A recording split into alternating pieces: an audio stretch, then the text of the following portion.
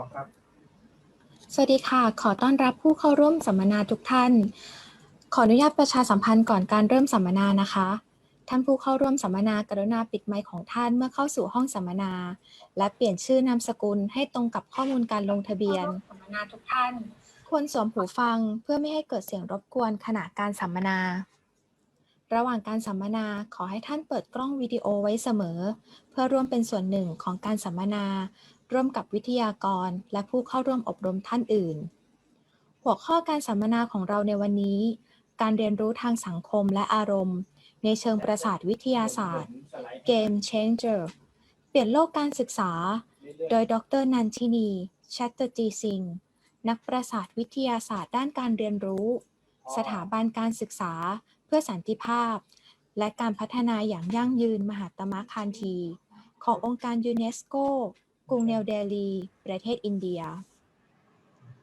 งานวิจัยจำนวนมากชี้ให้เห็นว่าการศึกษาที่มุ่งตอบโจทย์ความเติบโตทางเศรษฐกิจเพียงอย่างเดียวนั้นทำให้มนุษย์เกิดความวิตกกังวลซึมเศร้ารู้สึกไม่มั่นคงและสุขภาพจิตเสื่อมเพิ่มมากขึ้นทุกทีด้วยเหตุนี้ MGIEP จึงเรียกร้องให้เปลี่ยนแปลงเป้าหมายของการศึกษาโดยมุ่งที่การส่งเสริมความงอกงามไพบูลย์ของมนุษย์เป็นสำคัญผลของการศึกษาวิจัยด้านประสาทวิทยาศาสตร์เมื่อไม่นานมานี้แสดงให้เห็นถึงความจำเป็นในการสร้างเสริมความฉลาดทางอารมณ์ควบคู่ไปกับความฉลาดทางปัญญาเป้าหมายที่แท้จริงของการศึกษาจึงควรเป็นการสนับสนุนส่งเสริมให้มนุษย์แต่ละคนพัฒนาความสามารถของการมีประสบการณ์ทางอารมณ์เชิงบวกและการแสดงพฤติกรรมที่เอื้อต่อสังคม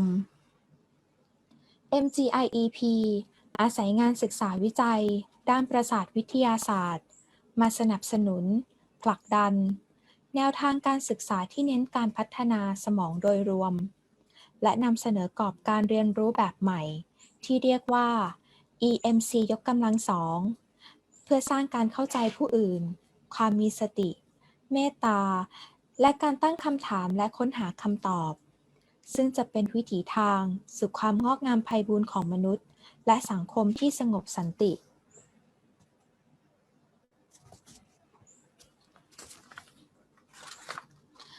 ร.นันทินี ชัตเตอร์สิงห์เป็นนักประสาทวิทยาศาสตร์ด้านการเรียนรู้ปัจจุบันทำงานอยู่ที่สถาบันการศึกษาเพื่อสันติภาพและการพัฒนาอย่างยั่งยืนมหาตมะคานธีขององค์การยูเนสโกกรุงนิวเดลีประเทศอินเดียท่านศึกษาเรื่องกระบวนการเรียนรู้ของมนุษย์ที่เกี่ยวข้องกับการอ่านเขียนอารมณ์และดนตรีหลังจากจบการศึกษาระดับปริญญาเอกด้านฟิสิกส์จากมหาวิทยาลัยปูเนประเทศอินเดียท่านได้ทำวิจัยเรื่องกลไกการเรียนรู้ผ่านการได้ยินของนกร้องเพลงที่มหาวิทยาลัยแคลิฟอร์เนียเบิร์กลีย์เป็นผู้ก่อตั้งห้องทดลองการเรียนรู้และถ่ายภาพสมองแห่งแรกขึ้นที่ศูนย์การวิจัยสมองแห่งชาติประเทศอินเดียงานวิจัยมุ่งเน้นที่เรื่องของภาษาการอ่านออกเขียนได้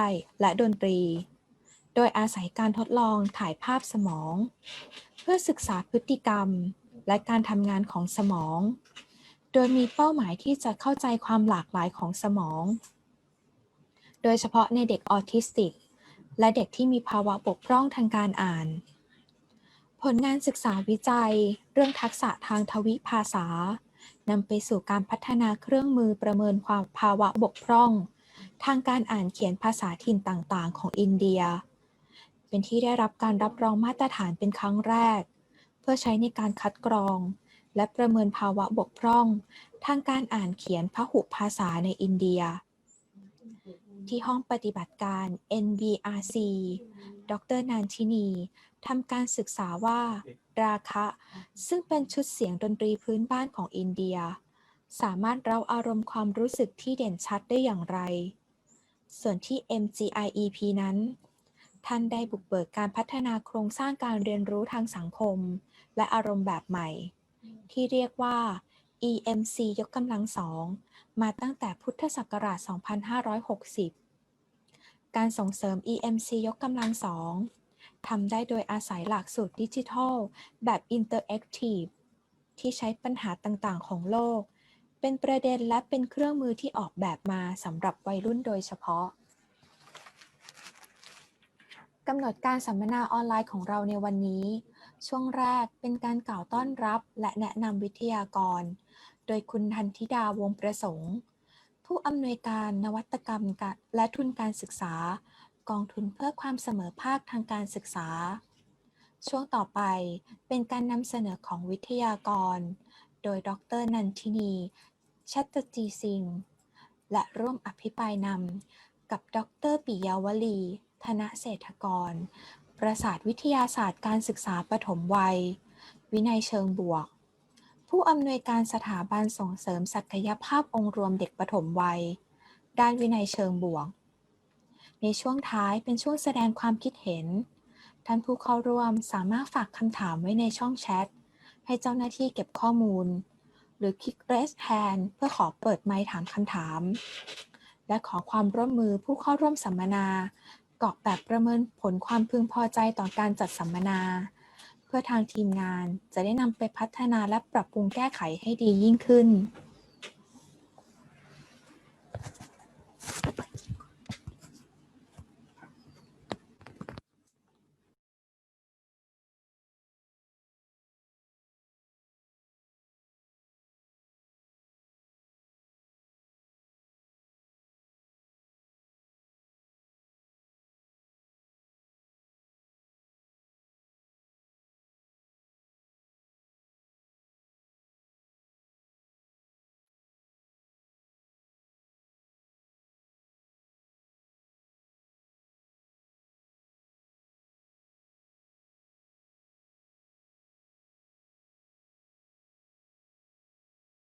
การศึกษาภายใต้กองทุนเพื่อความเสมอภาคทางการศึกษาหรือกสศเพื่อเป็นเวทีของการศึกษาแลกเปลี่ยนเรียนรู้องค์ความรู้ประสบการณ์และนวัตกรรมของประเทศต่างๆทั่วโลกเพื่อนำมาปรับใช้ให้เป็นประโยชน์ในการพัฒนาการศึกษาและการพัฒนาทักษะแรงงานของเด็กและแรงงานด้อยโอกาสในประเทศไทยในระหว่างปี 2562 ถึง 2563 โครงการเสวนาวิชาการนานาชาติระยะที่ 1 ได้จัดให้มีการสัมมนาแล้วรวม 6 ครั้ง โดยมีผู้เชี่ยวชาญที่มีชื่อเสียงจากประเทศต่างๆ ผลัดเปลี่ยนมาเป็นวิทยากรจากประเทศครับผม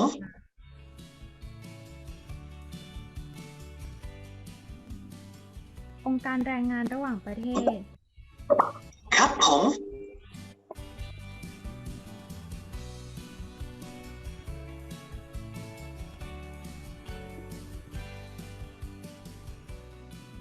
ประเทศฟินแลนด์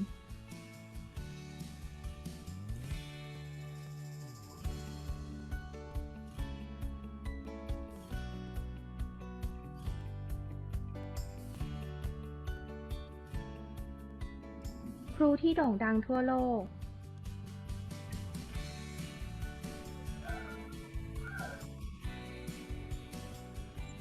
ประเทศอินเดีย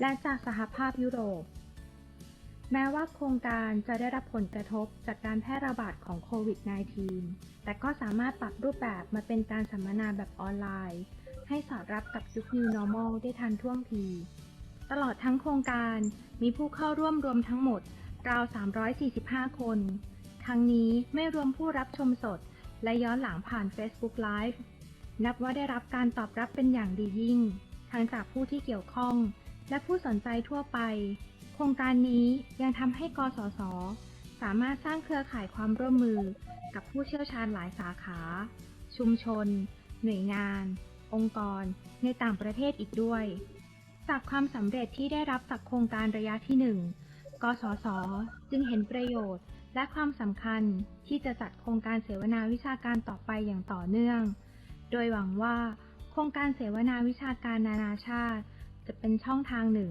ที่จะเชื่อมชุมชนการศึกษาของโลกเข้าด้วยกันและทำงานร่วมกันเพื่ออนาคตที่ดีกว่าของเยาวชนและมนุษยชาติ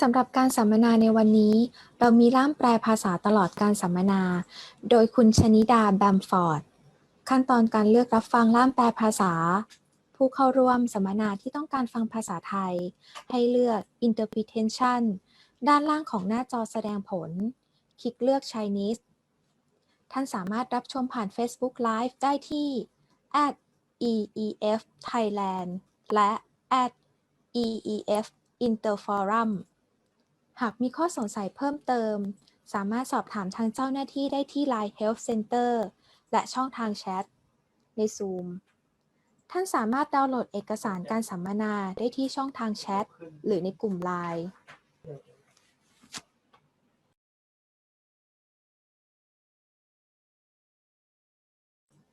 ขณะนี้ใกล้ถึงเวลาเริ่มสัมมนาแล้วขอเรียนเชิญคุณทันธิดาวงประสงค์ผู้อำนวยการนวัตกรรมและทุนการศึกษากองทุนเพื่อความเสมอภาคทางการศึกษาผู้ดำเนินรายการกล่าวต้อนรับและแนะนำวิทยากรขอเรียนเชิญค่ะ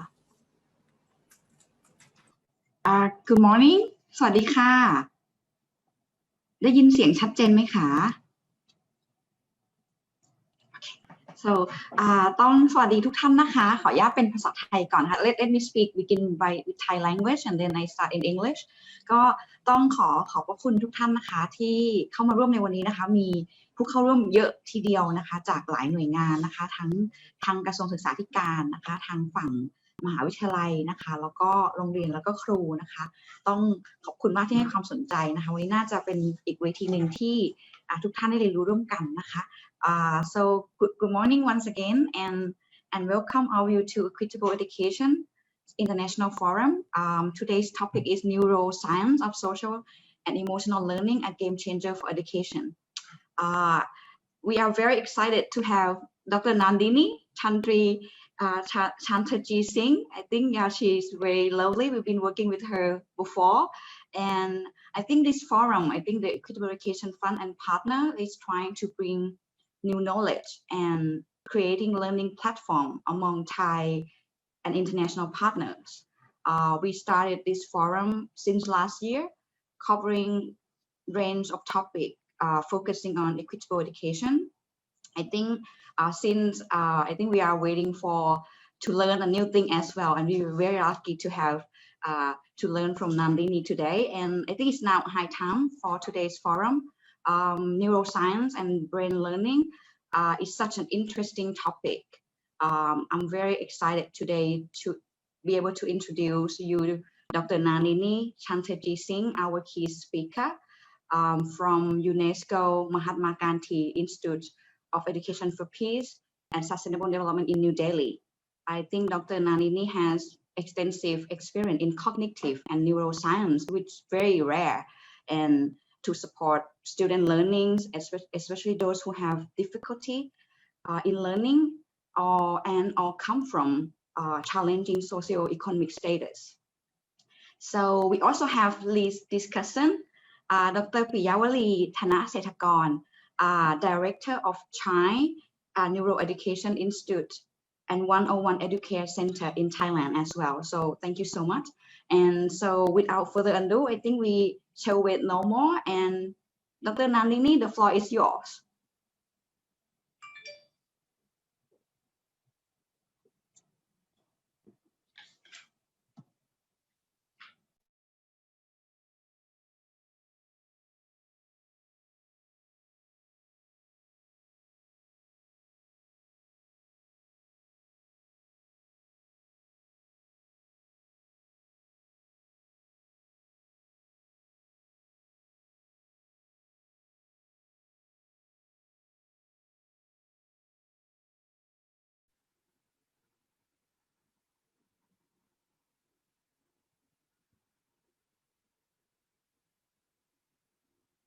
Can you hear me now?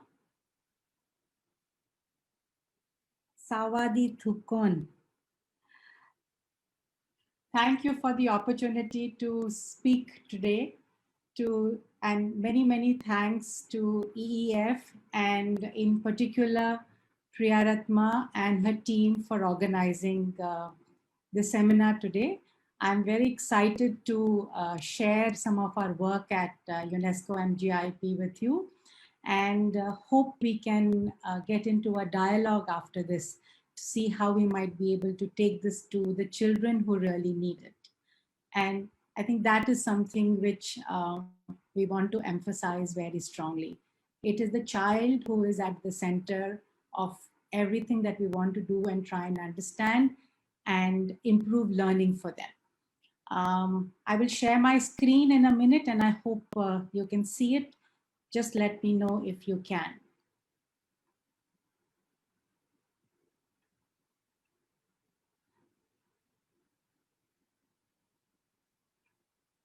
You can see my screen? Yes, okay. So I have been trying to understand the human brain for the last few years. And there is a whole community of neuroscientists and cognitive scientists across the world who have been engaged in this pursuit. What I will try and share with you today is how at MGIP, which is UNESCO's first Category 1 institute in the Asia Pacific region, is located in New Delhi, how MGIP is trying to use the best evidence from neuroscience to bring to the classroom. A lot of work gets done in excellent laboratories, but it doesn't make its way to policy and to the classroom. And that is where MGIP is making a difference. And I think the most important factor that we recognize at this point in time is how social and emotional learning, which so far has probably never been discussed in education, actually plays a very important role in how the brain learns. Okay? So this structure, which is sitting between our ears, we now understand a lot of how this works and how learning happens. And that's what we are trying to bring together for you. So we want to try and make sure that education can be designed to employ a whole brain approach. So how do we make sure that every part of the brain gets nourished and nurtured so that it can develop to its best potential? That's what education systems should be designed to do. And so our primary objective as of now is, of course, to achieve SDG 4.7, which is to work towards peaceful and sustainable societies and encourage and promote global citizenship. But what I will try and do today is make a case for you on how social and emotional learning is the heart of how we will be able to do this. Not so much mathematics and science. Those are there, of course. But social and emotional learning probably offers the opportunity to completely transform education systems, and which is why the name a game changer for education. So we are trying to mainstream social and emotional learning in education systems. And we want to try and also use digital pedagogies. Okay. Today, we have understood enough about learning and technology has made so many advances that it does not really have to only be used to transmit information. So you don't have to only build or use PDF files to communicate information. And if anything, the COVID crisis has only made this more apparent, how online learning is going to be very important. But today you can create experiences online, okay? How do we create these experiences? So even if children don't come to school, or if children don't have access to enough teachers, learning can still get to them. How can we leverage technology so that learning can get to the child? And finally, how do we make sure that our children today are prepared to become active citizens for tomorrow? Okay. People and individuals who will take action to drive positive change towards peaceful societies. And in order to drive positive change, you have to work on distinct parts of the brain. And that's what I will try and show you today. So here is a picture of the human brain. Okay. On the left is what you see, two hemispheres. It is about the size of your fist. That's all that's sitting inside your head. Okay. It's about a little over a kilo in weight. Okay. But it's the connections between the different areas that make the brain very unique and very special for human beings. Okay. So let me tell you a little bit about the brain before we go ahead. So at the back over here, the region that you see in this figure, this is the visual cortex. It helps us see. Okay? Above your ears, what you're seeing in blue is the auditory cortex. It helps you hear. Okay? At the top of your head is what we call the parietal cortex. It is involved in sequencing information, in doing number information, in doing some level of planning. But this part of your brain, this part, which we call the frontal lobe, which is there in yellow in the brain, is what is very special in human beings. This part of the brain is what has developed the most in evolution. And here is where resides a lot of capabilities which are specifically human in nature. So language, decision making, deciding to name what is what, this is all processed in the frontal lobe. And at the bottom of the slide, you will see three different ways the brain has evolved. So this is really to tell you that the brain has changed in evolution. And what I just told you is everything that's sitting on top. But inside the brain also, there is a lot of interesting stuff happening. And that's where a lot of our focus is today. So the limbic brain, which you see in light blue, is what is responsible for processing emotions. Okay? And we're going to talk a lot about that today. Okay? So the emotion cortex, and there is something which is the reptilian brain, which came into existence many years ago, which is just responsible for almost sort of keeping us alive, the fight or flight response. Okay?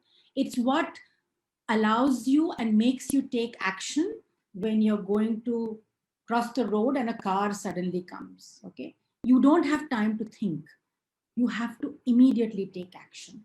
That's when a lot of your fight or flight response kicks in for protection, to be able to preserve ourselves. But what's been happening is that we have primarily been focusing on building a lot of the neocortex, or what is this human recent brain that we've talked about. Okay. So here is a section now. So I've cut the brain like this, and now I'm showing you the inside of the brain. Okay. So what you see up there in light blue is again the frontal cortex that I talked about. But you can now see in red the limbic system. And you can also see how the emotional cortex is connected to the thinking cortex. So every decision that you make in life does have an emotional content. And so does learning. But in school and college, we only focus on teaching about thinking. We don't teach people or children how to manage their emotions. And therefore, at specific ages particularly, if you do not know how to manage your emotions, you might end up taking the wrong decisions. And if you pause for a minute, even you will realize when you are very angry or when you are very happy, you often take extreme decisions because your emotional cortex takes over. Similarly, when children are doing exams, if they do not or cannot answer questions, they get into panic mode. They get into anxious mode. Okay? When they panic, the brain gets busy managing emotions. It does not have energy or the resources to think. So we need to be able to teach our children that when you panic, there are ways that you can manage your emotions so that the learning that you have done in the classroom can actually be used and put to work. So that's really what we are trying to bring to the classroom today.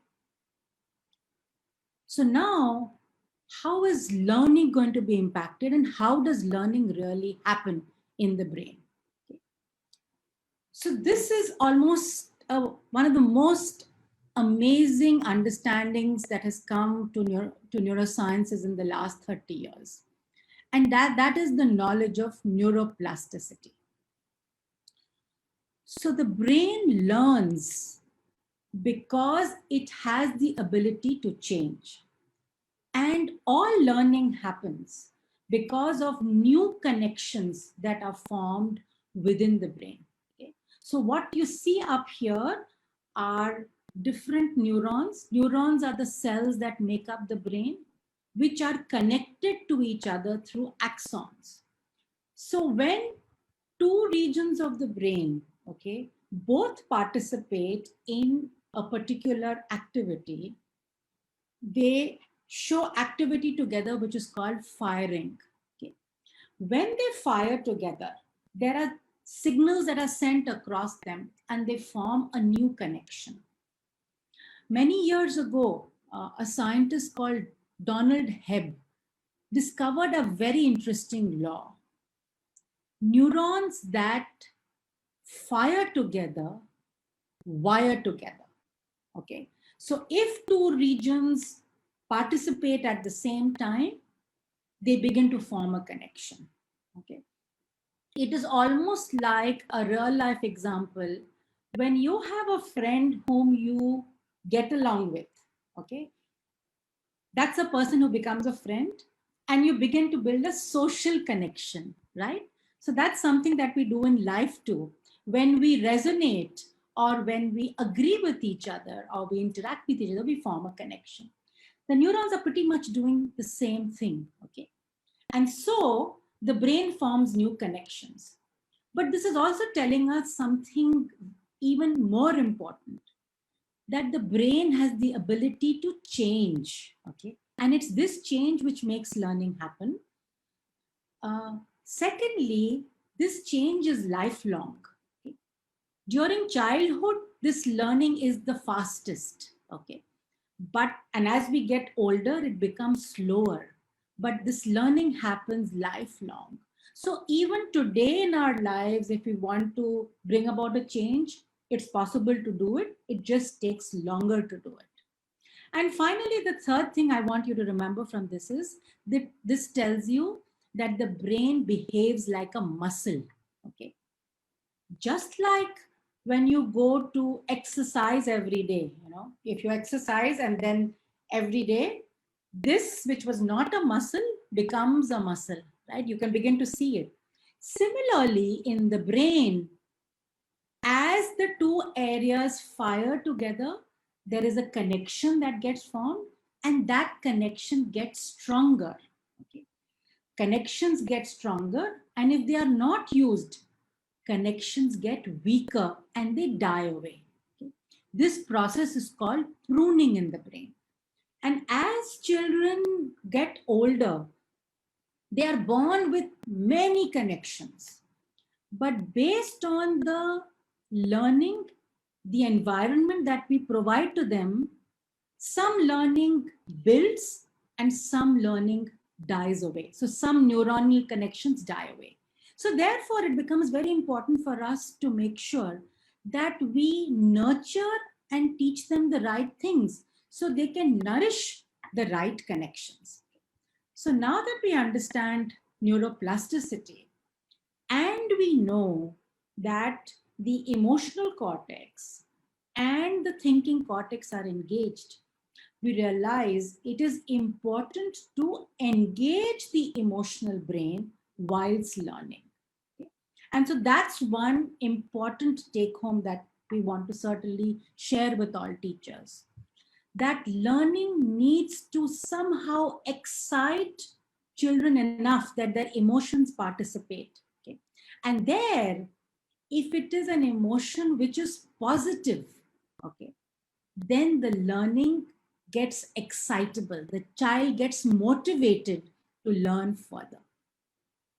So that's one important idea I want you to go away with. Secondly, in order to motivate, you motivate through compliments and happy words that will give rise to emotions within rather than giving physical reward. So rather than telling a child, if you do this, I will buy you a toy or a Cadbury chocolate, tell the child, if you do this, very good, well done, continue to do this. Okay. The physical reward does not stay in the mind very long. Similarly, marks-based rewards, okay, which are in the form of physical rewards, do not last very long in the brain. But reward which is intrinsic, which makes you want to learn or which gives pleasure for a longer period of time, actually stays much longer in the brain, and children remember that. So we want to encourage children to learn because they enjoy learning, not because they will get physical reward or because they will get marks.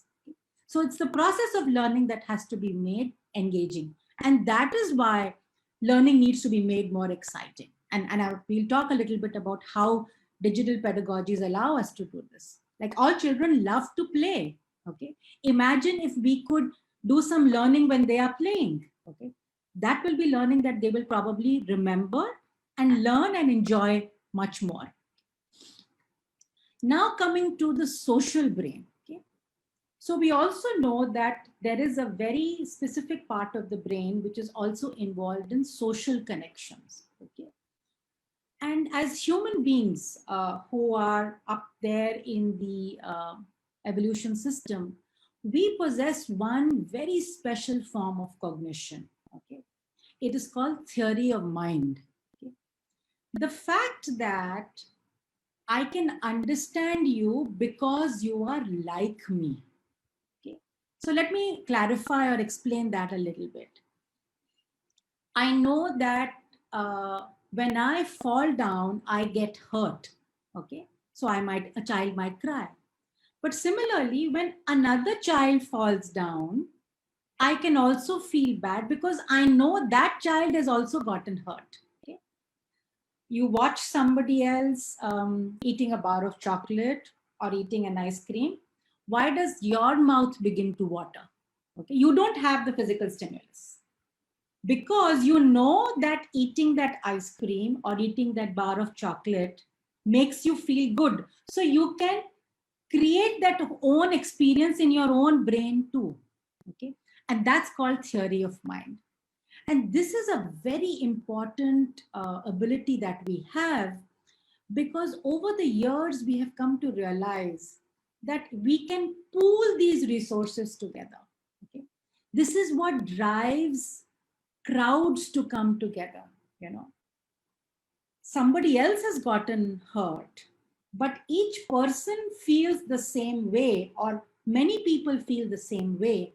And then they decide to take positive action to take that person to the hospital or get some help for it. Okay. This does not happen in animals. This is what happens in human beings. We have the ability to pool this understanding together. Okay. So that's another very important aspect of human beings. It also makes the social brain also therefore is linked to emotion. So the emotional feeling is often manifested through social interactions. Okay. So emotionally, when you feel happy when you meet a friend, you show it socially by smiling, giving the person a hug, or showing that external happiness to the person. It's one of the reasons why during this COVID crisis, when we have to be physically apart, okay, we don't see each other, we are missing, we are feeling insecure, okay. That, so clearly the social connect that we build for each other makes us feel good, okay. The fact that, you know, you can do a high five with somebody, or you can put an arm around somebody, that's something that makes us feel good, okay? So the social brain also connects and is linked to the emotional brain, okay? So how do we try and create this social connect in the classroom? And therefore, one of the things we are encouraging teachers a lot to do is to bring discussion and dialogue in the classroom. When only the teacher speaks and the children listen, it's a one-way street only. But if there are more children engaged, you begin to form a social connect, okay? And that dialogue, that exchange, again motivates the emotional brain and makes you feel connected to the other person. And therefore, dialogue and the ability to work together becomes very important in the classroom, and scaffolds learning, okay? We learn a lot from each other, and collaboration is a very important part of that. So how is education positioned today? Our education system today primarily assumes or uses a lot of textual information. The content does not change too much, it's static, okay? There are lots of changes that have happened in the past 20 years in different parts of the world in our understanding. But do we reflect all those changes in the teaching that we do? We are still using often very old textbooks or older ideas, rather than bring in the new ideas that have happened in science and research into the classroom. Secondly, we primarily only focus on the thinking cortex. We don't engage social and emotional cortex so much. Okay? How can we do that? How can we therefore also try and start building, along with intellectual intelligence, emotional intelligence? Okay. So how we now know that you can train the emotional brain very much like how you can train the brain for literacy and numeracy. You can make children do activities where, remember I talked about panic at the beginning, how to deal with that panic. That's a way of training the emotional brain. How to help a child manage anger is training the emotional brain. If we begin to train the emotional brain, the child will be able to manage his or her life better, not just the classroom better. And we know that life is much more than the classroom. There are many more challenges that will come. It's okay to make a mistake, to fail. We want to be able to tell children that, because the ability to recover from failure is what we call resilience. How quickly can you say that I'm not going to keep worrying over what happened, but I want to look ahead and move on? We need to be able to tell children that, okay? And finally, one very big challenge which we need to encounter and tackle in the classroom is we treat every child in the classroom as the same brain. But every brain in your classroom is different, okay? The wiring and the connections are a little different. And therefore, we need to make our teaching and experiences in the classroom variable enough so that they can meet the needs of different kinds of learners. Okay? And we will talk a little more about this as we go along. Okay? A second idea which has been worrying all of us very much came because of a WHO report that was published recently, which showed that mental health has become a very big issue in youngsters, okay, in teenagers, in adolescents. And I have up here the numbers that were there from that mental health report that was published by WHO from Thailand. And you can see that the numbers are very high. children feel anxious, they feel lonely, they don't want to continue to live. That is not a good state for a child to be in. We need to create more positive environments for children so that they can not only manage their anxiety, but be excited about the future. And this is something that requires immediate action. We cannot afford to wait. We have to react to this immediately. And this is a 2015 report. The numbers today are going to be even higher than what they were. And if anything, the COVID-19 crisis has increased this. Okay? So therefore, the ability to be able to connect with our children, to bring back those positive emotions so that they can feel good about themselves and the future is very important. Okay. These are some additional issues which are adding to that. Children don't get enough sleep and the brain gets stressed. It's biologically gets stressed. That adds to anxiety, okay? Because of the lack of social connect, we don't have empathy for each other, okay? So we need to bring back the social connect. And there is this perpetual pressure to perform, okay? You have to do better than that child and get more marks. So our focus has always been on trying to get more marks so that we will get a better job, so that we will get more money. So that's become a very big challenge for us to deal with because the focus has been on economic growth, not on human well-being, not to begin to feel happy, but to acquire more things. And that's a conversation that needs to change in the school and at home.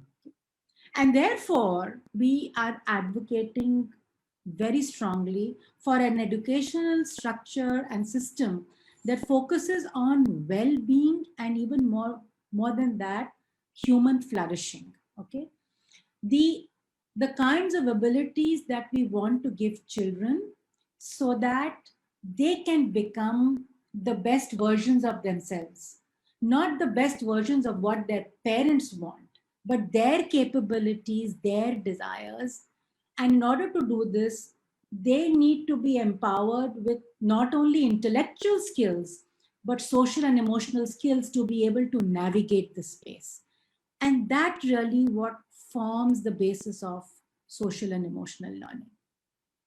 So here is where I'm showing you now a picture of the social brain. Okay, so on the left-hand side, you've now seen 2 or 3 pictures of the brain, and you now know that there are structures inside.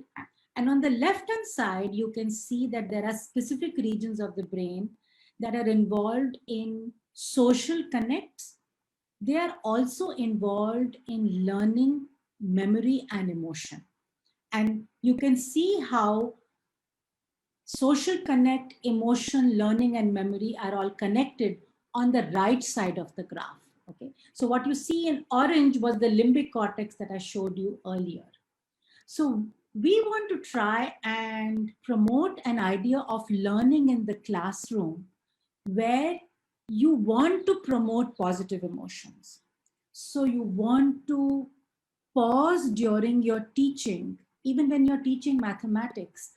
You've taught an equation, pause in the classroom and ask the students, how much have you understood?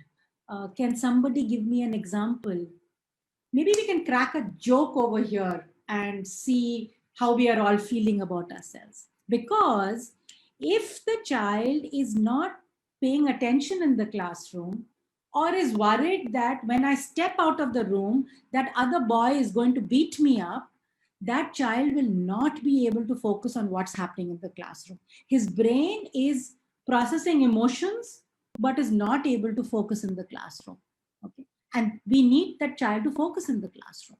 So how should we be able to do that so the child's focus can stay in the classroom and not in other things, on the fight at home or worrying about whether I will get my next meal. And that is why we also need support from the system in order to be able to make sure that children are able to achieve the best of what they can become. And we now know, of course, that because of neuroplasticity, we can integrate these two in the classroom and begin to change the brain. Okay. So if I had to summarize, social and emotional learning can be described as learning that allows and equips all learners to manage their emotions. So they need to know how they are feeling. So they have to connect with the inside also whilst they are learning. Recognize at any point in time that I am not focused at the right place. So if I'm sitting in a class on history and I'm thinking about what I'm going to get for lunch, then it's not going to help my learning. I need to have ways to bring my attention back from lunch to the history lesson. Okay. And thirdly, how do I do things so that there is kindness in the world? How can I promote kindness in the world? And I will talk a little more about kindness and pro-social behavior. So pro-social behavior is a term that we have come to understand in the last 20 years a lot more closely. And that comes out of being kind and nice to people around you with no reward in return. Okay. So tomorrow, if next to you during lunch, if you see somebody does not have a tiffin box, please open your tiffin box and share it with the child. Not expecting that next time the child will share the tiffin box back. But this is something as humanity, and because of social cognition that we possess, we can easily put into place, because we know just as we are hungry, that other child is also hungry. What many of us don't realize is this act of being kind and compassionate generates positive emotions. It makes the brain and the person feel good. And that makes learning in the classroom, again, a pleasurable experience. So how do we promote this also in the classroom? So I'm going to talk to you very quickly about the framework that MGIP has for social and emotional learning, and what are the 4 skills that we talk about a lot. Okay. So here we talk about empathy, okay, where you feel for the other, you connect with the other, and are able to make sure that you respond to the other. Okay. So empathy for the fellow being, irrespective of where that person is from. Okay? And this is what makes the difference. The neurosciences have shown us that we all feel for our family, for our friends, for our community. Okay? But how do you make sure that people also feel for a stranger? How does a child in Thailand also feel for a child in India, in Africa, in Australia, anywhere in the world? How do we begin to think of this as a global community? Okay, and that begins to seed some ideas about global citizenship also. And therefore, this will probably allow children to be a little more empathetic when they think about the refugee crisis, for instance. Okay, when children begin to feel strongly that why has that person come to live here? But that's because that person's home got washed away. But he or she has as much right to this planet as any of us. Borders have been defined by us, but the planet belongs to all. So these ideas, if we bring into our classrooms, children begin to think of the planet as somebody and a place that everybody needs to be supported. So the need for empathy, not just for your own, but for the other, becomes very important. And this, I think, would be very valuable to a lot of the work that EEF does, where children come in from very different settings. And to promote this idea of a global good and a global humanity becomes very important. So the idea to regulate your emotions when you feel about this becomes crucial. But one very simple thing that immediately one I can share is, whenever you feel very strongly about something, don't take a decision. Okay. So you know that if a child is going to be very angry, that child is going to take a wrong decision. Just get the child to do something different, okay? Something with their hands, listen to some music, some way to distract them. And once that distraction passes, the child will be able to respond much, much better. So rather than react, let us teach our children to respond, okay? Not to take sudden decisions when emotions are high. A second idea which I want to talk about is mindfulness, okay, which is something we've already referred to, is wandering mind is an unhappy mind. There was a very powerful experiment that was done now almost 10 years ago, where this was done in America with just phone calls, where they called up about 15,000 students and asked them, what are you doing right now? Where is your mind right now? And are you happy or are you unhappy? And what they found was everybody or a lot of the people who said that their mind was wandering were actually unhappy. Okay? So a focused mind is a happier mind. Okay? So it's important for us to teach our children ways to bring their mind from wandering back into what they are doing right now. So if your mind is wandering right now, because you've been listening to me for too long, think of a way to bring it back into the conversation and you might be able to enjoy yourself a little more. Finally, compassion, okay, something that we again refer to is theory of mind and the need to be able to also think about not just helping yourself, but also helping your neighbor and the person around you. Because one very important idea about flourishing and social cognition that we have learned is we will really flourish if not just we, but our neighbors also flourish. We live in a society, we cannot think of only ourselves. So how do we broaden our social networks to include more and be kind towards them? So we have to start building a culture of kindness in the classroom. Move away from a culture of competition to a culture of compassion. Okay? And that will make much happier children. Finally, so we've worked a lot on the social and emotional brain. But what should we be doing for the intellectual brain, which is connecting back to the social and emotional brain?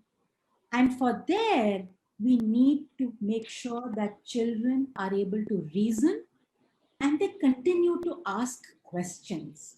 Okay? The ability to question what you are doing, is it right? Is this something I can rely on? And in today's day and age, when there is so much of fake news around, how do we teach children to ways to decide what is real and what is fake? Okay, how to be able to evaluate the information that they are encountering.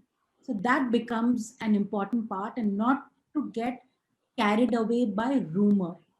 Because again, coming back to the emotional brain, the rumor can get your emotional brain working in a wrong way and then take you away from what is at hand. So anytime you encounter something which you are suspicious of, don't believe it, but question it. And then take a decision once you have verified whether this is right or wrong. So that forms the EMC square network, which we talked about earlier too.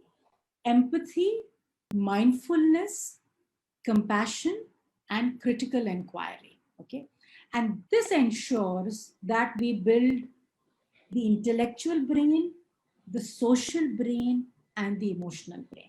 So you're trying to nurture and nourish the whole brain. So now I want to sort of, before I end, share with you some practices that teachers could do in their classrooms, which have evidence in research. So here is one idea which has been very powerful. And that is how we handle behavior in the classroom. So suppose there is a child who keeps getting up and disrupting the classroom. What teachers often do is they will punish the child by either sending them to the principal or giving them a warning. Okay? What many teachers may not do is try and understand why the child is disrupting the classroom. And a very influential research study that was done with different kinds of population, and in fact, even with underprivileged populations in the United States, where they found that if the teacher talked to the child, so talk to the child privately, try and understand why the child is going away. Is he hungry? Is he or she distracted? Do they need something else? Try and meet the students' needs, and also try and see whether the class can be rearranged so that the child can be better managed in the classroom. Can we do that?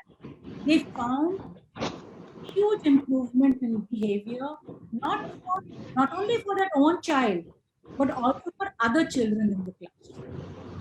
So the use of empathic discipline rather than punitive punishment, comes from authority, worked much better in managing the classroom. And as a consequence, students began to do much better, and the classroom became a happier place.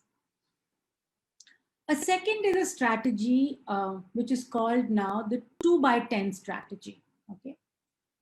Now, as teachers, all of us know that there are 2 or 3 children in a classroom who are difficult to manage. Okay, they want to disrupt the classroom.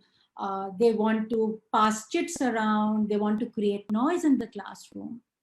So they again, and this has been done by a number of teachers. What teachers did was they spent 2 minutes for 10 days talking to that child outside the classroom. Okay? And they found that a number of children who were disrupting classrooms probably did not get enough attention at home. And therefore, they were seeking attention in the classroom. Once the child began to feel that the teacher notices me in the class and is willing to give me that time, after the 5th or the 6th day, the child started settling down. So just 2 minutes for 10 days, asking the child, how are you? Or why did you disrupt the classroom? Or what happened at home today? Just that acknowledgement of the child and some attention to the child led to behavior improvements in 85% of the children. 2 minutes for 10 days does not seem such a big thing to do, and it might be worthwhile to implement. A third is this idea about mindfulness and how, if during your classroom you can identify specific points in time where you actually pause learning and you just do a mindfulness exercise. So you just get children to sit down and say, let's count our breath slowly, not begin to worry what's happening outside. Let's begin to bring our breath, our attention back into the classroom. Listen to the feelings inside you. Listen to the sounds around you. Just this pace of speaking, the little break in the classroom after every 15 minutes calms the child, because it calms the body and it calms the mind. And there are a number of YouTube videos as well as exercises available to do mindfulness in the classroom. One day you can just play music in the classroom, but children just sit quietly for 1 minute, only 1 minute. So in a 30-minute period, what I'm requesting you is break your classroom teaching for 3 minutes, 10 after every 10 minutes, and get children to do a breathing exercise. And you will find mindfulness improves, class engagement improves. The teacher in the classroom also feels better. Finally, I want to end with the difference between extrinsic reward and altruism. So I talked to you very early on about how we want to try and get children to learn because they are motivated. It's intrinsic rather than extrinsic. I give you this if you do this, rather than doing that in an experiment that was done with 2-year-olds, 20-month-old-year-olds. Can you believe it? That young as kids. Rather than give reward, physical reward, when they gave praise, they found children's behavior improved and children were happier. Okay. In short, I think we are all zeroing in into the fact that if we are kinder and compassionate in our deeds and our actions, we seem to form a much better connect with our fellow beings rather than giving each other things. So we are moving consciously away from a physical materialistic reward approach to a more humanistic, kinder, compassionate approach as a race and as humanity. And the last, which is often my favorite practice, is the practice of gratitude. Okay. So if in a day or at the beginning of a day or at the end of a day, you can have children sit around together. And you can see in this picture, the Dalai Lama is there in the video too. And this is something that he talks about a lot too in terms of compassion. And this was done in a school in Canada. Okay? But children just come together and they say one thing for which they are grateful. Okay? And even if you come from a poor, underprivileged community, you can be grateful for the fact often that your vision is intact, your hearing is intact, your body is intact. There is all of us can be grateful for something, but we don't acknowledge it. Okay? That acknowledgement of gratitude activates different regions of the brain. That's the figure that I have put in the center for you to see. Okay? So your brain begins to feel good because I have this, but if I don't even spend enough time acknowledging it, how will I even able to feel good? So therefore, bringing in the practice of gratitude for whatever one has is very important to instill in our children. We take far too much for granted. So gratitude has a scientific basis and needs to come into classrooms, homes, and lives today. We need to be grateful for each other for friendship, if not anything else. So how do we bring back the practice of gratitude into our lives on a daily basis? So essentially what we are driving towards is that social emotional learning needs to be systemic. Okay? The whole system needs to engage in it. It cannot be only teachers, it cannot be only children. It has to be parents, it has to be administrators, it has to be policymakers, it has to be everybody. And only then will that societal feeling and structure begin to change. But we have to start somewhere, so we start with ourselves. And hopefully, and now we know that kindness is contagious. It's like the flu. If you are kind to somebody, that somebody will go on and be kind to somebody else because you brought about a positive emotion in their brain. So we now know how this works also. So why not make kindness contagious? And we will begin to see a change in our classroom. Okay. This is a review that MGIP recently conducted on the different frameworks for social and emotional learning. It's available freely on our website, and the link is also posted here. Finally, I want to end with a small 2-minute movie that was made by children. They even did the shooting for it. They came up with the idea for it. They even gave the music for it. Children from 5 different countries who came from very different settings, very different socioeconomic classes too. But see what they are able to create together. Could you please play the movie? Thank you.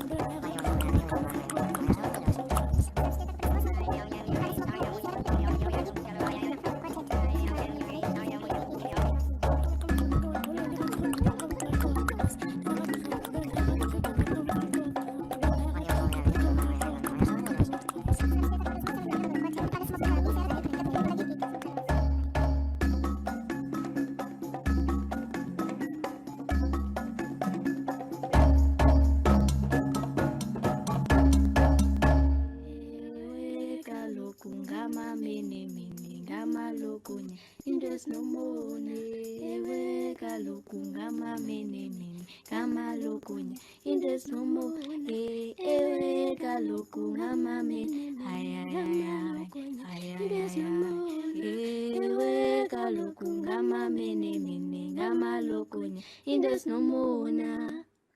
Ewe kalukungama mene mene, kama lukunya. Indes no mone, ewe kalukungama mene mene, kama lukunya. Indes no mone, ewe kalukungama mene, ay ay ay ay, ay ay ay, ewe kalukungama mene, ay ay ay ay, ay ay, ewe kalukungama mene mene, kama lukunya. Indes no mona.